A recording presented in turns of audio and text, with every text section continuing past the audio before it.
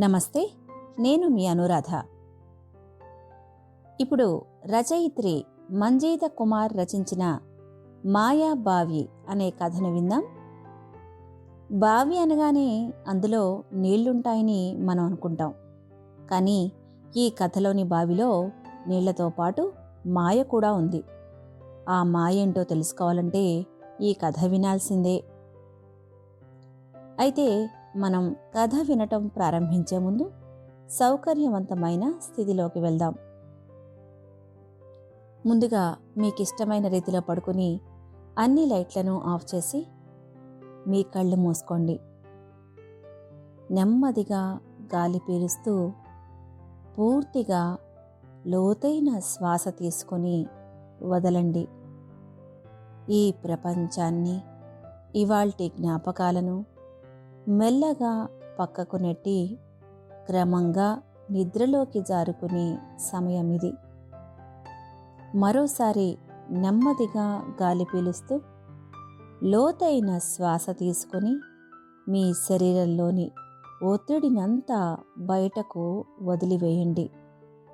ఇప్పుడు మీరు చేయాల్సిందల్లా విశ్రాంతి తీసుకోవడం, సేద తీరడం, మునుపటి స్థితికి రావటం. మీరిప్పుడు మంచం మీదున్నారు. రోజువారీ అలసట నుంచి మీ శరీరం విశ్రాంతి తీసుకుంటున్నట్లుగా మీకు అనిపిస్తుంది. కాళ్ల నుంచి మొదలుపెట్టి మీ అవయవాల్లోని ఒత్తిడిని ఒక్కొక్కటిగా బయటకు పంపించేయండి. మీకోసం అవన్నీ రోజంతా చాలా కష్టపడ్డాయి కాబట్టి వాటికి విశ్రాంతి తీసుకునే అర్హత ఉంది. ముందుగా మీ పాదాల్లో మొదలైన విశ్రాంత అనుభూతి క్రమంగా మీ మోకాలి క్రింది భాగానికి చేరుతుంది. అక్కడ నుంచి మోకాళ్లలోకి ప్రవేశిస్తుంది.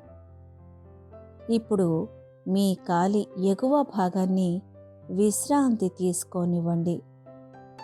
ఈ విశ్రాంత అనుభూతి క్రమంగా మీ పొత్తి కడుపు నుంచి వెన్నెముక మీదుగా ఎగువ వీపు వరకు వచ్చి తరువాత ఛాతీలోకి ప్రవహిస్తున్నట్లుగా గుర్తించండి.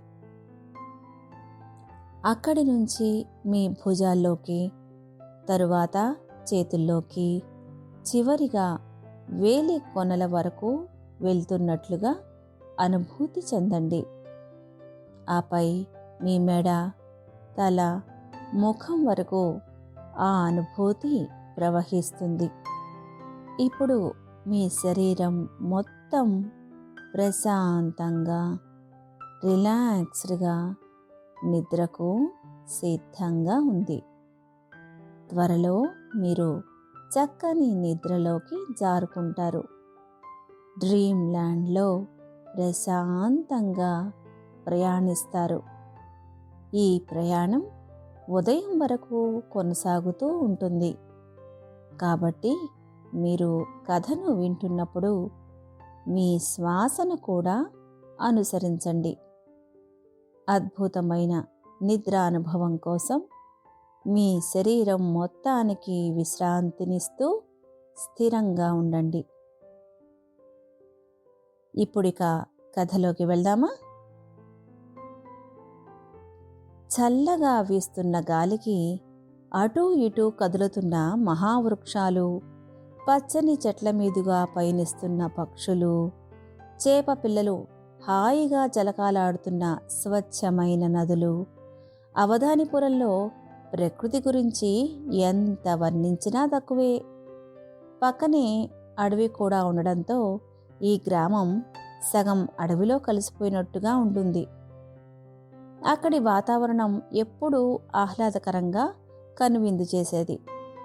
ఈ ఊళ్ళో నీలకంఠ అనే యువకుడు ఉండేవాడు. అమ్మ, నాన్న బాల్యంలోనే చనిపోవడంతో ఊరి వాళ్ల దయ వల్ల వారాలు చేసుకుంటూ ఎలాగోలా జీవితాన్ని నెట్టుకొస్తున్నాడు. అందరికీ తలలో నాలుకలా ఉండేవాడు. ఎవరికి ఎటువంటి సాయం కావాలన్నా ముందుగా తలిచేది, పిలిచేది నీలకంఠనే. అరే నీలా, మా ఇంట్లో వచ్చే నెల పెళ్ళుందిరా. నువ్వే దగ్గరుండి అన్ని పనులు చూసుకోవాలి. ఊళ్ళో వేరే పనులవి పెట్టుకోకు అన్నాడు సర్పంచ్ సింగయ్య. సరే సర్పంచ్ గారు, మీరంతగా చెప్పాలా, నాకు తెలీదా ఏంటి అంటూ ఏదో తన ఇంట్లోనే పెళ్ళి అన్నంతగా సంబరపడ్డాడు నీలకంఠ. ఈలోగా, అరే నీలా, కాస్త కూరగాయలు కొని మా ఇంట్లో ఇచ్చేయరా, ఇదిగో డబ్బు అంటూ ఓ పెద్దాయన నీలకంఠ చేతిలో కాస్త డబ్బు పెట్టాడు. మిగిలిన డబ్బులు నువ్వే ఉంచేసుకోరా అనుకుంటూ ఏదో పనిపై వేగంగా వెళ్ళిపోయాడు. సరేనండయ్యా అనుకుని నీలకంఠ కూరగాయలు కొనేందుకు బయలుదేరాడు. ఉండరా ఉండరా నీలా అంటూ వెనక నుంచి ఎవరో పిలిచినట్లు అనిపించింది. ఓ అయ్యా తమరా, ఏమైంది, నడుచుకుంటూ వస్తున్నారు ఆశ్చర్యంగా అడిగాడు నీలకంఠ ఎదురుగా నడుచుకుంటూ వస్తున్న ఒక వ్యక్తిని. అరే, నా బండి చక్రం విరిగిపోయింది, కాస్త ఆ పని అనబోయేంత లోపలే, మీకెందుకు బెంగ, మీరు తిరిగొచ్చే లోపల నేను సిద్ధంగా ఉంచుతానుగా, మీరు కానివ్వండి అంటూ అభయమిచ్చాడు. నాకు తెలుసురా నీ సంగతి అని నీల జేబులో కాస్త డబ్బు పెట్టాడు. సరే సరేనయ్యా అనుకుంటూ నీల ముందుకు కదిలాడు. ఏంటో ఈ ఊళ్ళో నేను లేకుండా ఏ పని జరగదు. ఒక్కరోజు నేను లేకపోతే ఊరంతా అల్లడిపోవాల్సిందే అని మీసం మెలేస్తూ నవ్వుకున్నాడు నీలకంఠ. ఇంతలో నీల మిత్రులు కొందరు అతడిని కలిశారు. ఏంట్రా నీలా, ఉదయమే అందరూ నీకు పనులు చెప్పి బద్ధకాన్ని పెంచుకున్నారా అంటూ నవ్వాడు మిత్రుడు కోదండం. వాళ్ళందరి ఇళ్లల్లో వాటాలకి భోజనాలు చేసేవాణ్ణి, ఈ మాత్రం వారికి సాయం చేయకపోతే ఎలారా అన్నాడు నీల. కానీ వాళ్ళు నిన్ను బాగా ఎక్కువ వాడేసుకుంటున్నారా, జాగ్రత్త సుమా అన్నాడు మరో మిత్రుడు శివుడు. ఏదో ఉడతా సాయంరా, సరేగాని ఏంటి సంగతులు, ఇలా వచ్చారు అన్నాడు నీల. ఏముందిరా, పొలం పనులు అయిపోయాయి, సరే నిన్ను కలిసిపోదాని వచ్చాం అన్నాడు శివుడు. అరే, ఈ విషయం విన్నావా, మన అడవిలో నుంచి రాత్రి ఏవో కేకలు వినిపించాయంట, కానీ అడవిలో వెళ్లే ధైర్యం ఎవరికి ఉంది చెప్పు అన్నాడు కోదండం. అవునరా, పులులు, సింహాలు, ఏనుగులు, ఇంకా ఏమేమి ఉంటాయో మరి, ఎందుకొచ్చిన గోలా భయపడ్డాడు శివుడు. కానీ ఆ శబ్దాలు ఎవరో చేసి ఉంటారా ఆశ్చర్యంగా అడిగాడు నీలకంఠ. ఏమోరా బాబు, అసలే అడవి వల్ల రాత్రుళ్ళు మరీ చిమ్మచీకటిగా ఉంటుంది, అటువైపు చూడాలంటేనే వణుకు పుడుతోంది.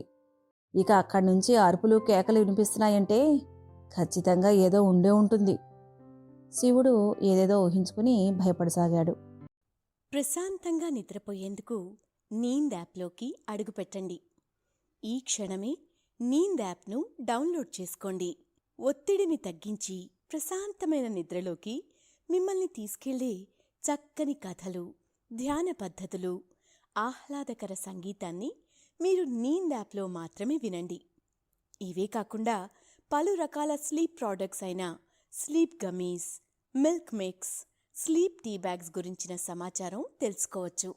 ఈ ప్రోడక్ట్స్కి మీరు బానిస అయ్యే అవకాశమే లేదు. వీటిని వాడడం వల్ల మీకు ఎటువంటి సైడ్ ఎఫెక్ట్స్ కూడా ఉండవు. సంపూర్ణంగా నిద్రపోయేందుకు ఇవి సహకరిస్తాయి, మీ నిద్రానుభవాన్ని మరింత మెరుగుపరుస్తాయి. మరీ ఎక్కువ ఆలోచించేస్తున్నావురా, ఓ పని చేద్దామా, మనం వెళ్ళి చూద్దామా? నీలకంఠకి మొండిధైర్యం ఎక్కువ. ఏంటి, అడవికి వెళ్ళి చూస్తావా, నీకేమన్నా మతిపోయిందా? ఇంతవరకు మన ఊళ్ళో అడవికి వెళ్ళి తిరిగి వచ్చిన వారే లేదురా బాబు భయంగా అన్నాడు శివ. అవునరా, అడవిలో ఏదో పెద్ద బావి ఉందంట, ఆ బావికి ఏవో మాయలు మంత్రాలు వచ్చాయట. ఒకసారి ఆ బావి దగ్గరికి వెళ్తే మళ్ళీ తిరిగి రావడం అన్నది ఉండదంట, తెలుసా? బాల్యం నుంచి వింటున్న కథలను చెప్పాడు కోదండం. అంటే ఆ బావి నుంచే శబ్దాలు వస్తున్నాయంటావా? శివుడికి అనుమానాలు ఎక్కువయ్యాయి. కావచ్చు, కాకపోవచ్చు, ఎవరికి ఎరుక? కోదండం అలా అనేసరికి శివుడికి ఇంకాస్త దడ ఎక్కువైంది. మనకెందుకు వచ్చిన గోలా గాని, పదరా, వెళ్తున్నప్పుడే ఇంటికి వెళ్ళిపోదాం అని కోదండాన్ని తొందర చేశాడు శివ. అవునరా, ఎందుకొచ్చిన తలనొప్పి అంటూ కోదండం కూడా శివ మాటలకు సై అంటూ నీల దగ్గర సెలవు తీసుకుని వెళ్ళిపోయారు. మాయా బావా, అడవిలో ఉందా? రాత్రిళ్ళు శబ్దాలు వినిపిస్తున్నాయా అంటూ ఆలోచనలో పడ్డాడు నీలకంఠ. చేయాల్సిన పనులు చాలా ఉండడంతో బావి సంగతి పక్కన పెట్టి ఊళ్ళో వాళ్ళు చెప్పిన పనులన్నీ పూర్తి చేసేందుకు ఉపక్రమించాడు. ఓ రోజు సర్పంచ్ నుంచి నీలకంఠకి పిలుపు వచ్చింది. నమస్తే సర్పంచ్ గారు, చెప్పండి అన్నాడు చేతులు కట్టుకుని నీలకంఠ. అరే నీలా, ఓ పెద్ద పని చేయాలిరా అంటూ ఎలా చెప్పాలో తెలియక ఆలోచించసాగాడు సర్పంచ్. ఏంటయ్యా చెప్పండి అన్నాడు నీల. మన ఊరవతల అడవుంది కదా, ఆ అడవి దాటాక మా పెద్దమ్మ ఉంటుందిరా. ఆమెను మా ఇంట్లో పెళ్ళి ఉందని కబురు చేయాలిరా. మా అందరికీ చాలా పనులున్నాయి. ఈ పని నువ్వే చేయగలవు, చేస్తావుగా అని అడిగాడు సర్పంచ్. సరే అయ్యా అని తలుపేసి ఇంటికొచ్చేశాడు నీలకంఠ. ఎప్పట్లాగానే పొలం పనులు కాగానే నీలను కలిసేందుకు వచ్చాడు అతడి మిత్రులు శివ, కోదండం. ఏరా నీలా, ఏంటి సంగతులు అని అడిగాడు కోదండం బెల్లం ముక్కను కొరుకు తింటూ. సర్పంచ్ సారు ఓ పని చెప్పారురా. వాళ్ళ బంధువులకు పెళ్లి విషయం చెప్పి రావాలంట. రేపే నా ప్రయాణం అన్నాడు నీల. అవునా, ఎక్కడా అని అడిగాడు శివ, తాను కూడా ఓ బెల్లం కొబ్బరి ముక్కను నోట్లో వేసుకుంటూ. అడవి దాటి వెళ్ళాక ఉంటుందంట్రా ఇల్లు. చాలా ఏళ్ల క్రితం చూశారంట సర్పంచ్ అయ్య కూడా వాళ్ళని. ఇంట్లో పెళ్ళి కదా, అందరినీ పిలవాలిగా మరి అంటూ మిత్రుల కోసం ఇంకాస్త కొబ్బరిని కోసిచ్చాడు నీల. ఏంటి, అడవి దాటి వెళ్ళాలా? నీకేమైనా పిచ్చి పట్టిందరా? అసలే రాత్రిళ్ళు అరుపులు వినిపిస్తున్నాయని చెప్పాం కదా. ఈ పెళ్ళి నీ చావుకొచ్చేలా ఉంది. వెంటనే వెళ్ళదని చెప్పేయి మీ సర్పంచ్కి అన్నాడు శివ. అసలు ఎవరు అంత ధైర్యం చేయరని ఈ పిచ్చివాడికి ఆ పని అప్పగించుంటారు వెధవలు. కోపం అణుచుకోలేకపోయాడు కోదండం. మాట ఇచ్చేశానురా తలదించుకుని చెప్పాడు నీల. అబ్బో, నువ్వు మహారాజు, నీ మాటే వేదం, నీ మాటే శాసనం. నోరు మూసుకో, ప్రాణాల కన్నా ఏదీ ఎక్కువ కాదు, నా మాటిను కోదండం బతిమాలాడు. అరే, నీకంటూ ఎవరూ లేరని, నీకేమైనా అయితే అడిగేవారే లేరని ఆ సర్పంచ్ ధీమారా. అందుకే ఈ పనిని నీకు అప్పగించాడు. నా మాటిను, అడవికెళ్ళకు అన్నాడు శివ. కానీ సర్పంచ్ మాటలే గుర్తొస్తున్నాయి నీలకు. పెళ్లి పనులన్నీ నువ్వే చేయాలిరా అని ఎంతో ప్రేమగా అన్నాడు సర్పంచ్. ఇప్పుడు చేయనంటే ఎలా అని మరి పరిపిరి విధాలా పోతోంది అతనికి. మిత్రుల ఆలోచనను మారుస్తూ వేరే విషయాలు మాట్లాడసాగాడు నీలకంఠ. ఆ తర్వాత కాసేపటికి వారు వెళ్ళిపోయారు. మిత్రులు తనను అడవికి పంపరని అర్థమైన నీల ఆ రాత్రే ఎవరికీ చెప్పకుండా అడవి మార్గం గుండా సర్పంచ్ బంధువుల ఇంటికి చేరుకోవాలనుకున్నాడు. మార్గ మధ్యలో తినడానికి కావలసిన రొట్టెలను, ఆవకాయను తీసుకున్నాడు. అర్ధరాత్రి ఇంటి నుంచి ఒంటరిగా బయలుదేరాడు. అడవి చాలా చీకటిగా ఉంది. 100 ఏళ్ల క్రితం నాటి మహావృక్షాలు నేలంతా తమదే అన్నట్టు వేళ్లను విస్తరింపజేశాయి. కమ్మని పండ్ల వాసన కడుపులో ఆకలి పుట్టిస్తుండగా చీకట్లో ఏవీ కనిపించక అలాగే ముందుకు కదిలాడు నీల. ఒకచోట పువ్వుల సువాసన అనుకుంటా నీలను తెగ ఆకట్టుకుంది. మధ్యలో చిన్న సెలయేటి గలగలలు నీల కాళ్లను చల్లగా తాకాయి. పక్షులు, జంతువులు నిద్రిస్తున్నాయో ఏమిటో వేటి చప్పుడు నీలకు వినిపించలేదు. అలా ధైర్యంగా ముందుకు నడవసాగాడు నీల. ఇంకా ఆకలేసింది. వెంట తెచ్చుకున్న రొట్టెలను, ఆవకాయను తినేశాడు. సరిగ్గా అప్పుడు వినిపించింది లీలగా ఏదో శబ్దం. ఏంటా శబ్దం అంటే ఊళ్ళో అనుకునే మాటలు నిజమేనా? నీలకంఠకు వెన్నులో భయం పుట్టింది. మిత్రులు వద్దన్నా వచ్చాను, నాకు తగిన శాస్తి జరిగింది అనుకుంటూ భయంగా ముందుకు కదిలాడు. వెంట తెచ్చుకున్న లాంతరు గాలికి ఆరిపోయింది. చీకట్లో ఎటు వెళ్తున్నాడో అర్థం కాలేదు. ఇంతలో ఆ శబ్దం మరింత దగ్గరయింది నీలకు. వెనక్కి వెళ్దామంటే అప్పటికే అడవిలో చాలా దూరం వచ్చేశాడు. వెనక్కి వెళ్ళడం కంటే ముందుకు వెళ్ళడమే మేలని అనుకున్నాడు. అప్పుడే మెల్లిగా తెల్లవారు వచ్చింది. అమ్మయ్యా అనుకుంటూ నీలకంఠ ప్రాణాలను అరచేతిలో పట్టుకుని నడవసాగాడు. కాస్త దూరంలో ఏదైతే చూడకూడదనుకున్నాడో అదే కనిపించింది. అదే మాయాబావి. ఓరి దేవుడా, నేను ఈ మార్గంలోకి ఎలా వచ్చాను? ఇక్కడ మాయాబావి ఉందేంటి అనుకుంటూ అక్కడే ఆగిపోయాడు. బావిలో నుంచి రక్షించు రక్షించు అన్న మాటలు వినిపించాయి. ఎవరన్నా పొరపాటున బావిలో పడిపోయి ఉంటారు, వాళ్లే రక్షించమని కోరుతున్నారనుకుంటా అనుకుని బావి దగ్గరికి వెళ్ళాడు. బావిలోకి తొంగి చూశాడు. అంతే, ఒక్కసారిగా అతడి రూపురేఖలు మారిపోయాయి. నవ యువకుడైన నీలకంఠ వృద్ధుడిగా మారిపోయాడు. కనీసం నడవలేని స్థితిలో ఆ బావిని ఆనుకుని నిలబడిపోయాడు. తన చర్మాన్ని చూసుకుని అవాక్కయ్యాడు. అయ్యో, ఇదేంటి? నేను ఇలా ముసలివాళ్ల మారిపోయానేంటి? ఎవరు నన్ను ఇలా చేసింది? నన్ను దయచేసి ఇంతకు ముందులా మార్చండి అంటూ అరవసాగాడు. కానీ ఎవరూ ఉలకలేదు, పలకలేదు. దీంతో నేలకు ఏడుపు వచ్చింది. అంటే ఈ మాయాబావిలోకి తొంగి చూసిన వారు వృద్ధులుగా మారిపోతున్నారన్నమాట. కనీసం అడుగు తీసి అడుగు వేలినంత ముసలాళ్లుగా మారతారా? అందుకేనా ఇక్కడికి వెళ్ళిన వాళ్ళు తిరిగి రాలేకపోతున్నారు? ఇప్పుడు నా పరిస్థితి కూడా అంతేనా? నేను కూడా అకాల వృద్ధాప్యాన్ని అనుభవించవలసిందేనా? హే ప్రభూ, ఏమిటి నాకు ఈ దుస్థితి? బాల్యంలోనే తల్లిదండ్రులను దూరం చేశావు, ఇప్పుడు నా యవ్వనాన్ని మాయం చేశావు. నేనేం పాపం చేశానని ఇలా చేస్తున్నావు అంటూ గట్టిగా అరవసాగాడు. ప్రశాంతంగా నిద్రపోయేందుకు నీంద్ యాప్లోకి అడుగుపెట్టండి. ఈ క్షణమే నీంద్ యాప్ను డౌన్లోడ్ చేసుకోండి. ఒత్తిడిని తగ్గించి ప్రశాంతమైన నిద్రలోకి మిమ్మల్ని తీసుకెళ్లే చక్కని కథలు, ధ్యాన పద్ధతులు, ఆహ్లాదకర సంగీతాన్ని మీరు నీంద్ యాప్లో మాత్రమే వినండి. ఇవే కాకుండా పలు రకాల స్లీప్ ప్రోడక్ట్స్ అయిన sleep gummies, milk mix, sleep tea bags గురించిన సమాచారం తెలుసుకోవచ్చు.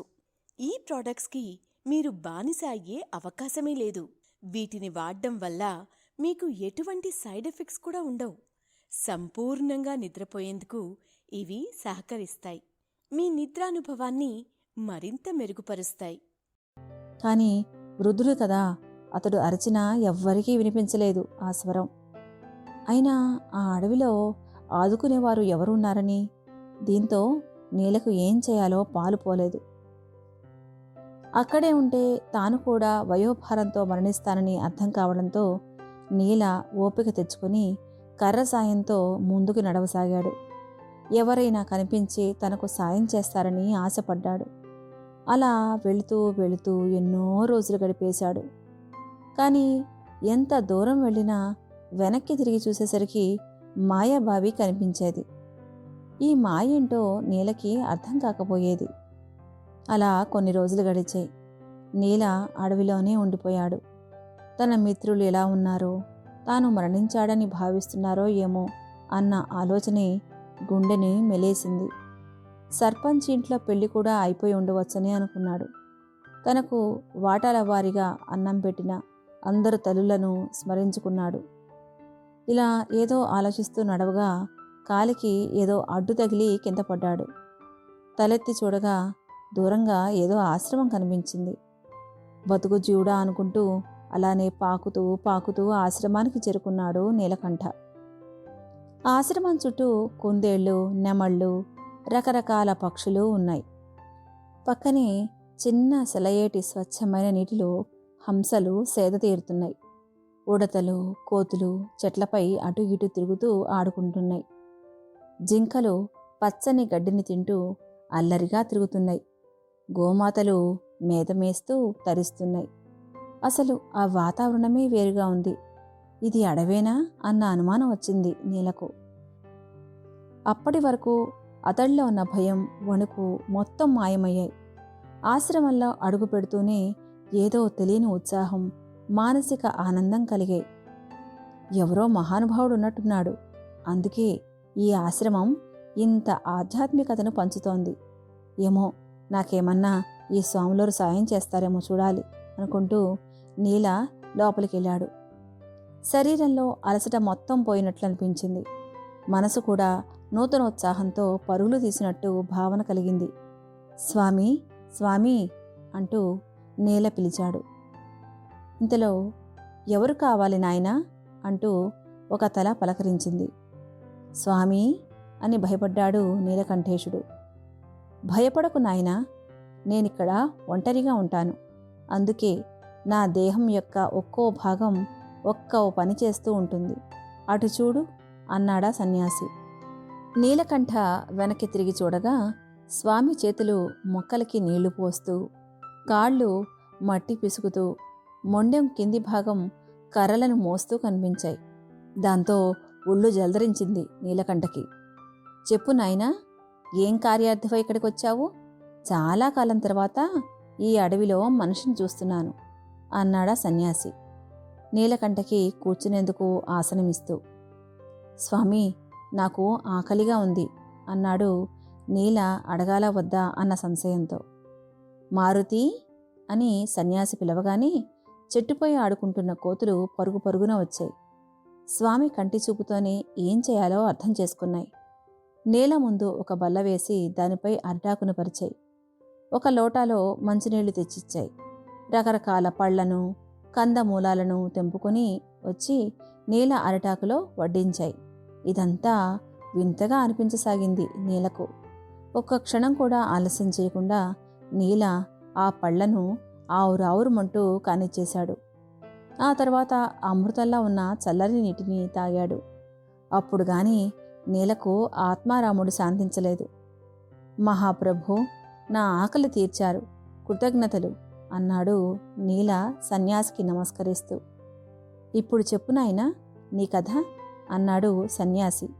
తన జీవితం గురించి, బావి తన రూపురేఖలను మార్చిన విషయం గురించి పూసగొచ్చినట్లు వివరంగా చెప్పాడు నీల. ఓ, ఇదంతా బావి పనా అన్నాడు సన్యాసి ఆలోచిస్తూ.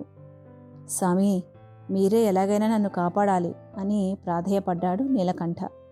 నాయనా, అది మాయాబావి. అందులోకి తొంగి చూసిన వారు వృద్ధులుగా మారతారు. ఇప్పటికే చాలామంది అలా వృద్ధులుగా మారారని అంటుంటారు. ఇప్పుడు నువ్వు కూడా ఆ బావి మాయలో పడ్డావు. దీనికి ఒకటే పరిష్కారం అన్నాడు సన్యాసి. చెప్పండయ్యా, చెప్పండి అని చేతులెత్తి నమస్కరించాడు నీల. చాలా కష్టమైన పనే, కానీ నీ యవ్వనం నీకు రావాలంటే సాహసం చేయవలసిందే మరి అన్నాడు సన్యాసి. నేను పోతే బాధపడేవాళ్ళు, ఏడ్చేవాళ్ళు ఎవ్వరూ లేరు సామి. నాకేమైనా పర్వాలేదు. నాకు జరిగినట్టే మరెవ్వరికీ జరగకూడదు. అందుకోసం నేనేమైనా చేస్తాను అన్నాడు నీల. భళా నీల, భళా. నీ నిస్వార్థ బుద్ధి నాకు నచ్చింది. అయితే విను. ఆ మాయాబావిలో ఒక రాక్షసి ఉంది. దాని కడుపులో ఒక మందు ఉంది. ఆ మందు సేవించిన నీ యవ్వనం నీకు వచ్చును అన్నాడు స్వామి. అయితే ఇప్పుడే వెళ్ళి ఆ మందుని తీసుకొస్తా స్వామి, మీ ఆశీస్సులు నాకు కావాలి అంటూ సన్యాసి కాళ్లకు ప్రణామాలు చేశాడు నీలకంఠ. విజయం కలుగుగాక అని ఆశీర్వదించాడు సన్యాసి. నీలా, ఈ మూలికను తీసుకో. ఈ మూలికతో రాక్షసి ముక్కుపై 3 మార్లు రాసినచో అది సొమ్మసిల్లును. ఆ తరువాత దానిని హతమార్చుము అని ఒక మూలికను తీసి నీలకంఠకు ఇచ్చాడు స్వామీజీ.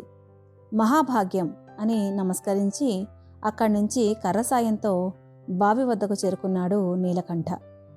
వయోభారంతో ఇంతకింతకు శరీరం కృంగిపోతుండగా కర్తవ్యం గుర్తుకు వచ్చి లేని ఓపికను తెచ్చుకుని బావిపైకెక్కాడు నీల. అంతే, ఒక్క ఉదుటన బావిలోకి దూకేశాడు.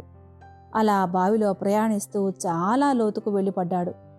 వృద్ధుడు కావడంతో చేతులు కాళ్లకు చాలానే దెబ్బలు తగిలాయి. పైకి లేవడం అసాధ్యం అనిపించింది. కానీ సాహసం చేయనిదే తన వయసు తిరిగి రాదని అతడికి తెలుసు. కష్టపడి పైకి లేచాడు. చుట్టూ చూడగా ఆ బావిలో పైన నీళ్లున్నాయి. కిందకు చూస్తే చుక్క నీరు లేదు. నల్లని పాములు అటూ ఇటూ పాగుతున్నాయి. డేగలు భయంకరంగా నీళ్ల వైపే చూస్తున్నాయి. గబ్బిలాలు బావిలోని నీటికి వేలాడుతున్నాయి. ఒకవైపు చిమ్మ చీకటిగా ఉంది. మరోవైపు కళ్ళు మిరుమిట్లు గొలిపే వెలుతురుంది. నీలకి ఏమీ అర్థం కాలేదు. ఇంతకీ రాక్షసెక్కడా అని అటూ ఇటూ చూడసాగాడు. అప్పుడే పాములు, గబ్బిలాలు, డేగలు అన్నీ ఒకచోట చేరాయి. అవి రాక్షసిగా రూపాంతరం చెందాయి. ఎవర్రా నువ్వు? ఎంత ధైర్యం ఉంటే నా బావి నివాసంలోకి వస్తావురా అంటూ రాక్షసి నీలకంఠను నిలదీసింది. ప్రజలకు, ప్రాణులకు ఒకప్పుడు తీయని నీటినిచ్చే బావిని నువ్వు ఆక్రమించింది చాలక అందర్నీ వృద్ధులుగా మారుస్తున్నావు. బుద్ధి లేదా నీకు అంటూ తిట్టాడు నీల. ఎంత కండకావరం, నన్నే బుద్ధి లేదు అంటావా అంటూ నీలపైకి పరిగెత్తుకొచ్చింది రాక్షసి. వెంటనే నీల తన చేతుల్లో ఉన్న మూలిక వాసనను రాక్షసికి చూపించాడు. ప్రశాంతంగా నిద్రపోయేందుకు నీంద్ యాప్లోకి అడుగుపెట్టండి.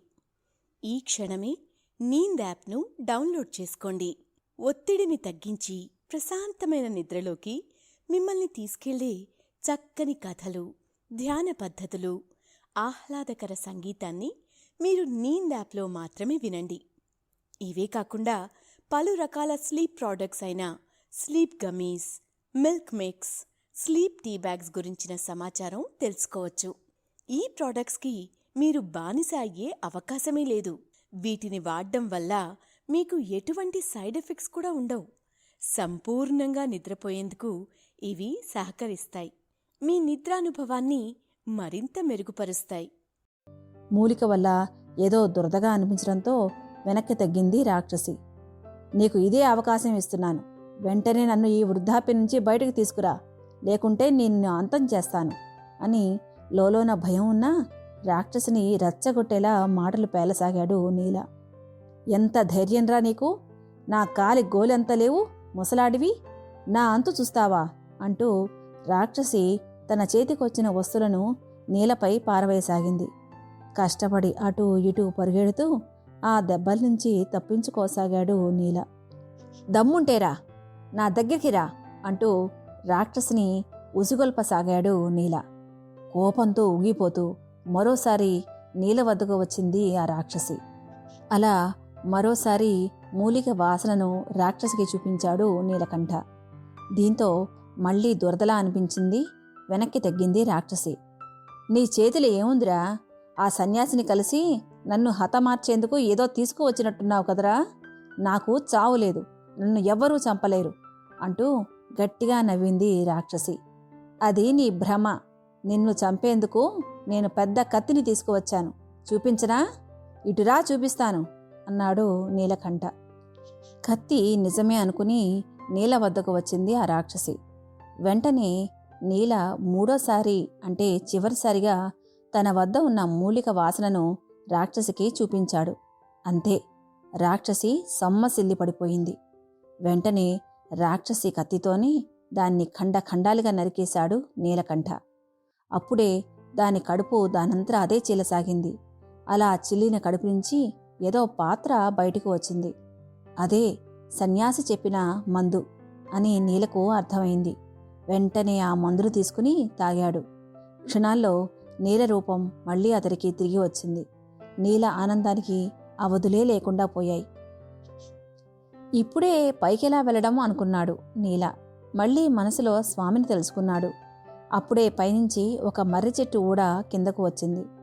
ధన్యోస్మి స్వామి, ధన్యోస్మి అనుకుంటూ ఆ మర్రి చెట్టు ఊడ సాయంతో పైకి వచ్చాడు. ఆ బావిలోకి మరోమారు తొంగి చూశాడు. ఈసారి అతడు వృద్ధుడిగా మారలేదు. దీంతో నీలకు చాలా సంతోషం వేసింది. పరుగు పరుగున తన ఊరు చేరుకున్నాడు. నీలను చూడగానే అతడి మిత్రులు తెగ ఆనందపడ్డారు. అందరూ సర్పంచ్ని తిట్టసాగారు.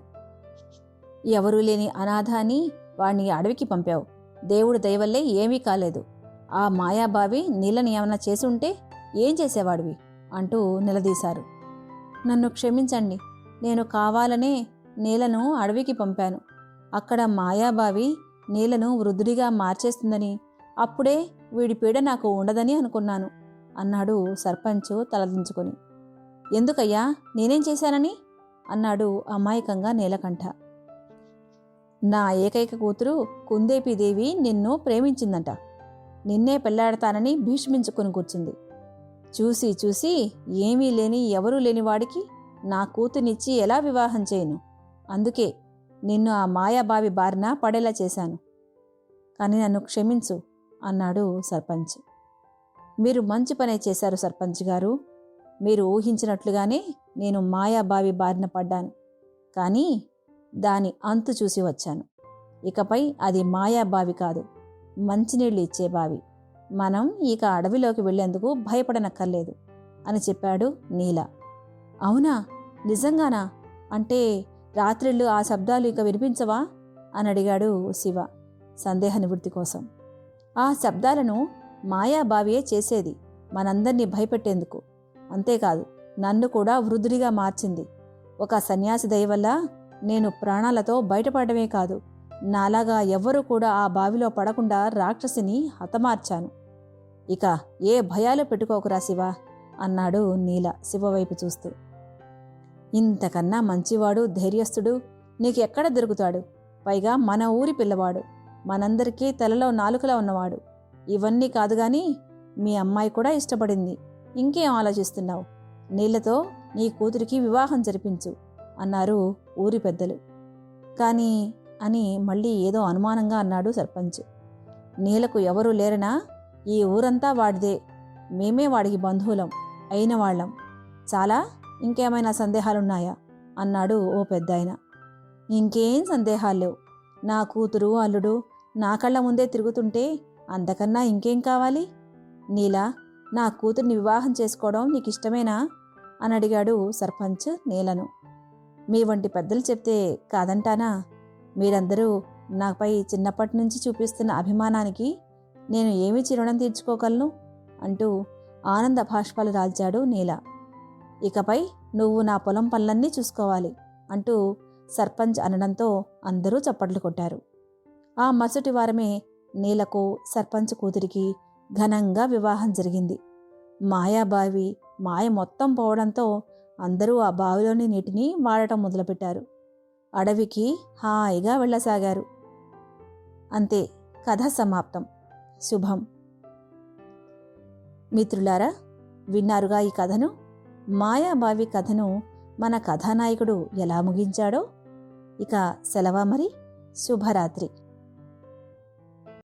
ప్రశాంతంగా నిద్రపోయేందుకు నీంద్ యాప్లోకి అడుగుపెట్టండి.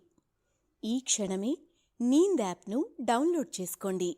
ఒత్తిడిని తగ్గించి ప్రశాంతమైన నిద్రలోకి మిమ్మల్ని తీసుకెళ్లే చక్కని కథలు, ధ్యాన పద్ధతులు, ఆహ్లాదకర సంగీతాన్ని మీరు నీంద్ యాప్లో మాత్రమే వినండి. ఇవే కాకుండా పలు రకాల స్లీప్ ప్రోడక్ట్స్ అయిన sleep gummies, milk mix, sleep tea bags గురించిన సమాచారం తెలుసుకోవచ్చు. ఈ ప్రోడక్ట్స్కి మీరు బానిస అయ్యే అవకాశమే లేదు. వీటిని వాడడం వల్ల మీకు ఎటువంటి సైడ్ ఎఫెక్ట్స్ కూడా ఉండవు. సంపూర్ణంగా నిద్రపోయేందుకు ఇవి సహకరిస్తాయి. మీ నిద్రానుభవాన్ని మరింత మెరుగుపరుస్తాయి.